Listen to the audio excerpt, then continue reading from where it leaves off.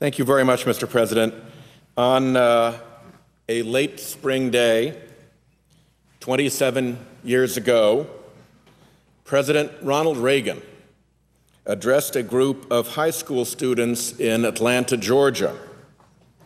Many of the students in that audience that day were about to join the workforce, and President Reagan spoke about the strange, to use his word, tax system that would soon claim a portion of their paychecks. In his speech, President Reagan pledged, "We're going to close the unproductive tax loopholes that have allowed some of the truly wealthy to avoid paying their fair share," end quote. He went on to note that under the country's complex tax rules, it was possible for millionaires to pay nothing while a bus driver pays 10% of his salary. President Reagan called this inequity, with millionaires paying lower tax rates than bus drivers, to use his word, crazy.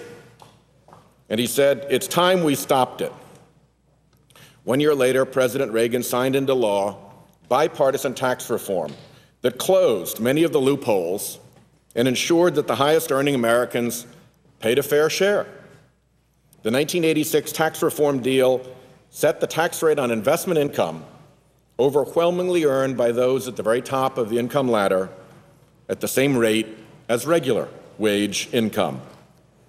Unfortunately, in the years that followed, lobbyists have been all over Congress, and Congress has restored many of the loopholes that President Reagan cut. And it has repeatedly reduced the tax rates on investment income. The capital gains tax rate has gone from 28% in the bipartisan Reagan tax reform to 15% today.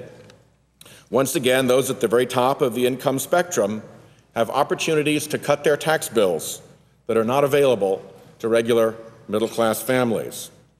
Let's look at where we are today, a quarter century after the last major overhaul of our tax system. This is a building that has a story to tell. This is the Helmsley Building on Park Avenue in New York City. This building is large enough that it has its own zip code. So we know from public IRS information gathered by zip code that the very wealthy and successful individuals and corporations that call this building their home, with an average adjusted gross income of $1.2 million each, paid on average a 14.7% total federal tax rate in the last available year that we have information for. A 14.7% total federal tax rate is less than the rate that the average New York City janitor, the average New York City doorman, or the average New York City security guard pays. The system is upside down. And it's not just in the Helmsley Building. Each year, the Internal Revenue Service publishes a report detailing the taxes paid by the highest earning 400 Americans.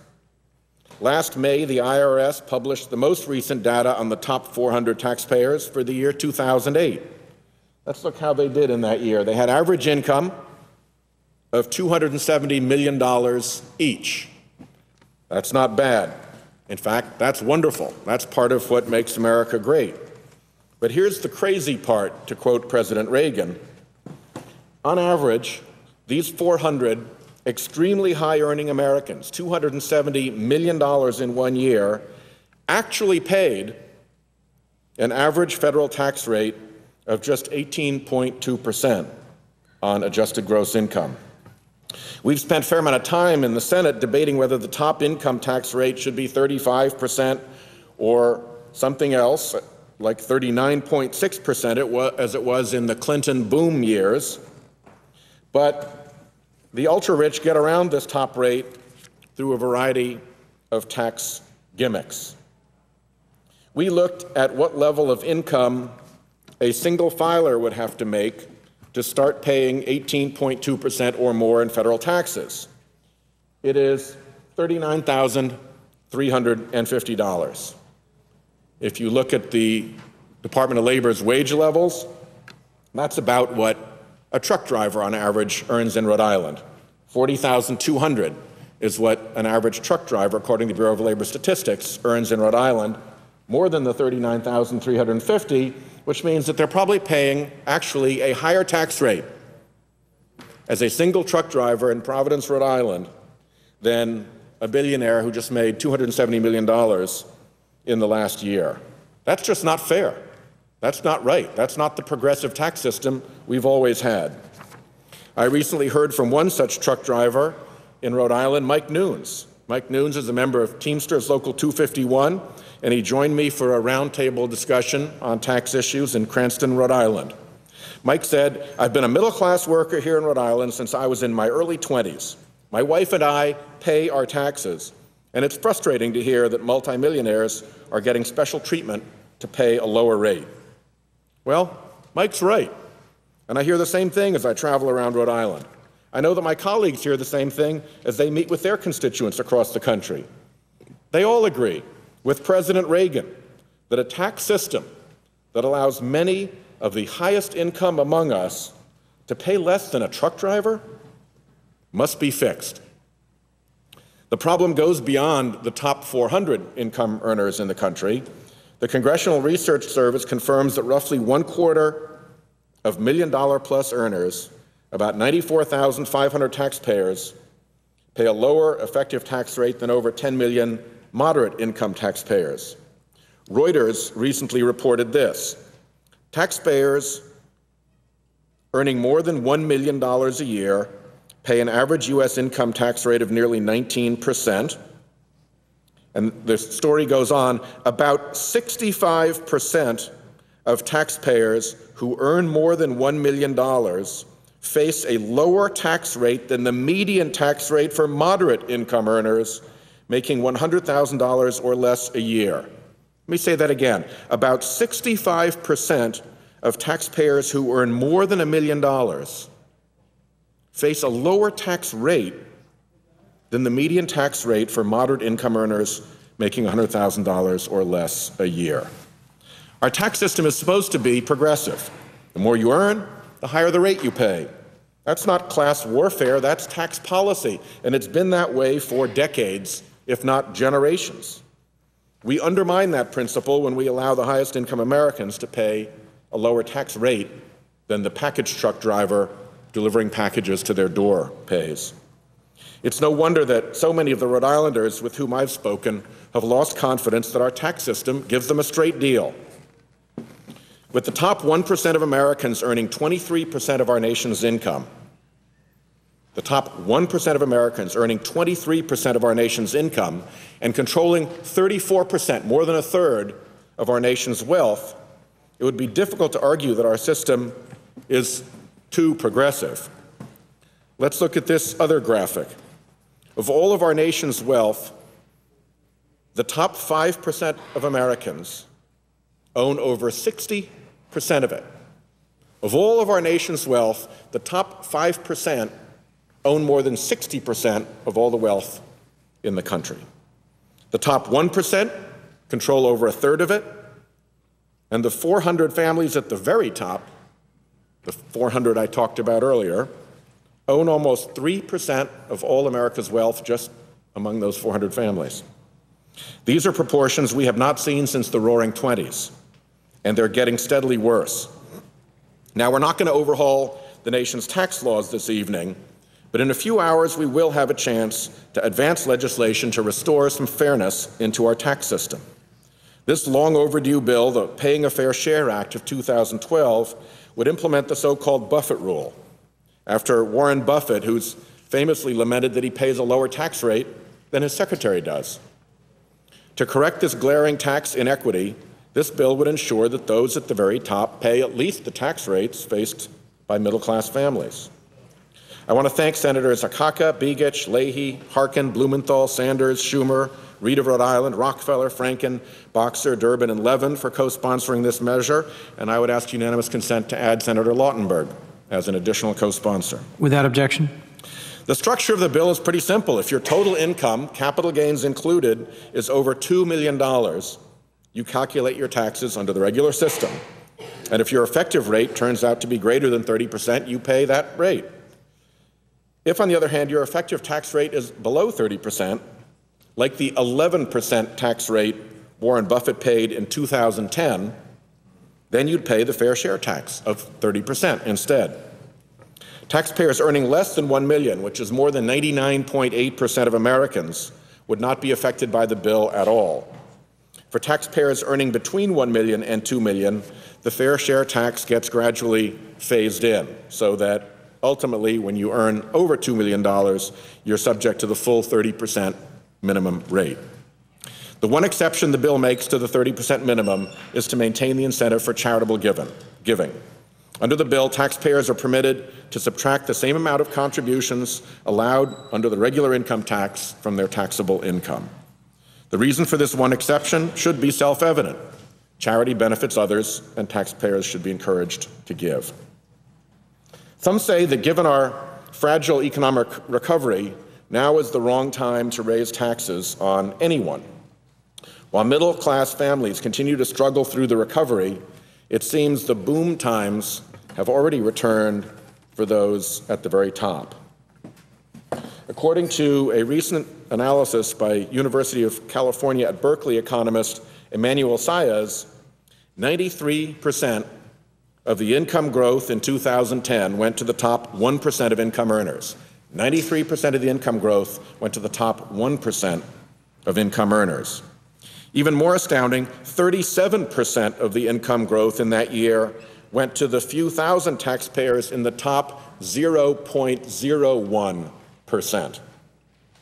With so much income growth at the very top, and with looming budget deficits, it is hard to argue that people with 7 or 8 or 9 or even 10-figure incomes can't afford to pay a reasonable tax rate. And just to be clear, it's been said on this floor that this is a tax on investment and that this is a tax on job creation. That is wrong. This is a tax on one thing: income. Republicans have criticized the amount of revenue that would be generated by the bill. The ranking Republican on the Senate Finance Committee called the $47 billion that the Joint Committee on Taxation has estimated a meager sum. Well, in Rhode Island, we don't consider $47 billion to be a meager sum. It's enough money, for instance, to permanently keep subsidized student loan interest rates from jumping from the current 3.4% to 6.8% in July, which they will do unless we act.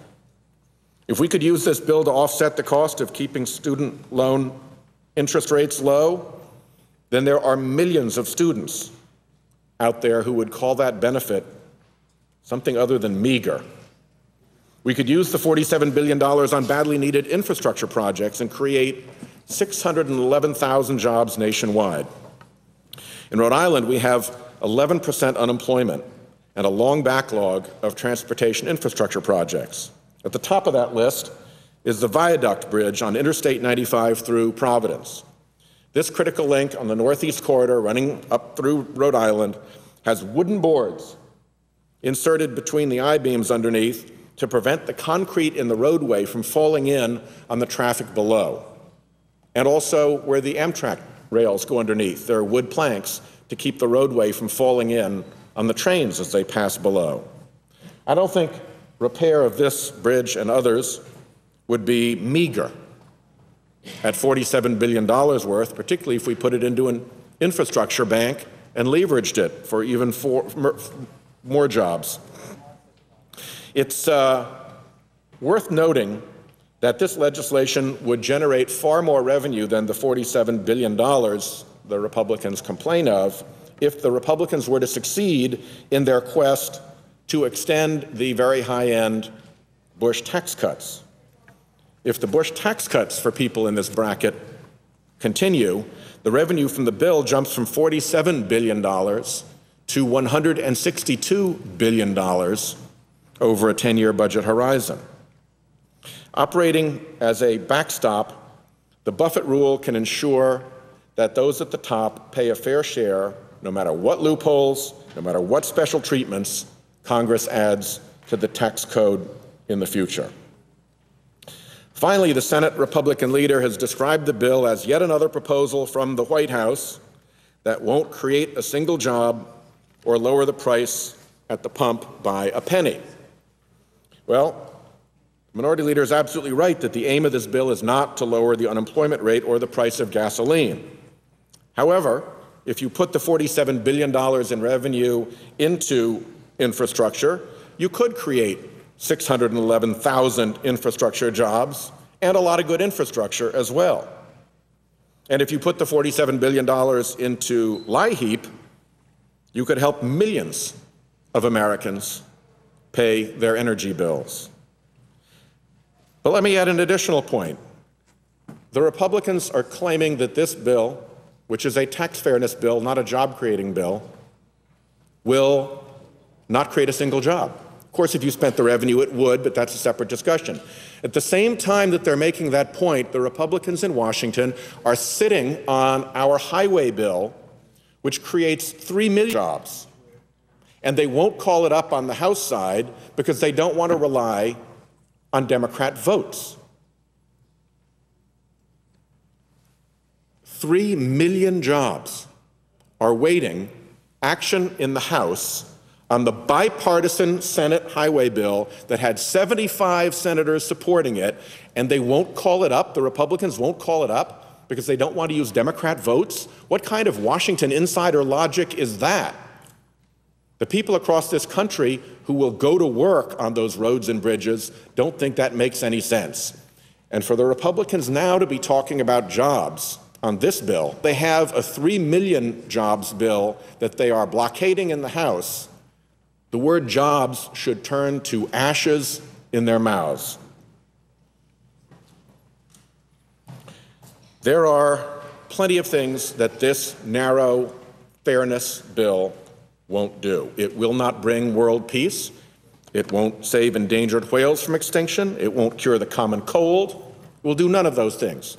It will restore the confidence of middle-class Americans in our tax system by assuring that those at the very top of the income spectrum aren't paying lower rates than regular families do. In addition to restoring fairness to the tax code, the bill will generate considerable revenue to cut the deficit or invest in job creation and critical programs. I happen to think that tax fairness and tens of billions of dollars in revenue or in deficit reduction are reasons enough to pass the bill. And if the Republican leader would like to work with us on tackling other issues, I'm wide open to that. But today's vote is about tax fairness. It's about undoing a gimmick in the tax code that allows people earning over $250 million a year to pay lower tax rates than truck drivers. Unfortunately, this has become a partisan issue, which is really surprising, because the principle of a progressive tax code has always been a basic American tax policy principle, and the arguments we're making today about paying a fair share were made exactly by Ronald Reagan. But things have changed, and so there is this squabble. Even business owners support this bill. A recent poll conducted by the American Sustainable Business Council, the Main Street Alliance, and the Small Business Majority found that 58% of business owners said that those making over $1 million a year are not paying their fair share in taxes. And 57% supported increasing taxes for those at the top. That's out of the small business community. These business owners know that it's simply fair for the most fortunate and successful Americans to pay a larger share of their income in taxes than less successful families do. That's what a progressive tax system is supposed to do. That's what it has always done. Sadly, over the past few decades, as income has soared at the very top, the effective tax rates have plummeted. This chart, prepared by Budget Chairman Kent Conrad, shows the effective federal income tax rate for the top 400 income earners since 1992. As you can see, there has been a dramatic drop from 1995 to 2008.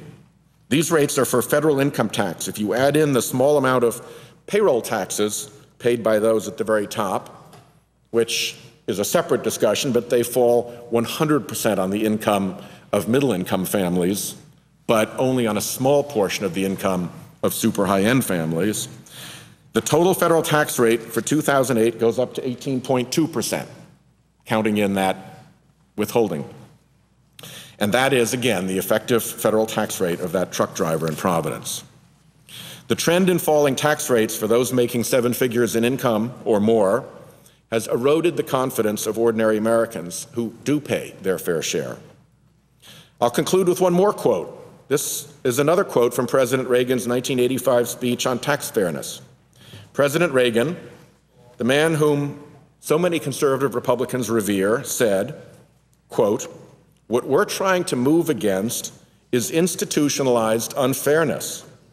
We want to see that everyone pays their fair share and no one gets a free ride. Our reasons? It's good for society when we all know that no one is manipulating the system to their advantage because they're rich and powerful." That is President Reagan in 1985. Today, his party is defending that manipulation. In the 27 years since that speech, the American playing field has been skewed ever more towards the rich and the powerful. From bankruptcy reform that favors big corporations over people, to the Citizens United decision, which has allowed corporations and billionaires to spend unlimited cash to influence American elections, to this lower tax rate for ultra-high income earners, the American people have simply not been getting a straight deal from Washington. Many are calling the vote we will have on the Buffett Rule bill today a test vote because it's on a procedural motion and the pundits don't expect it to pass. I agree. This is a test vote, but it's a test of a different sort. This is a test of Washington, D.C.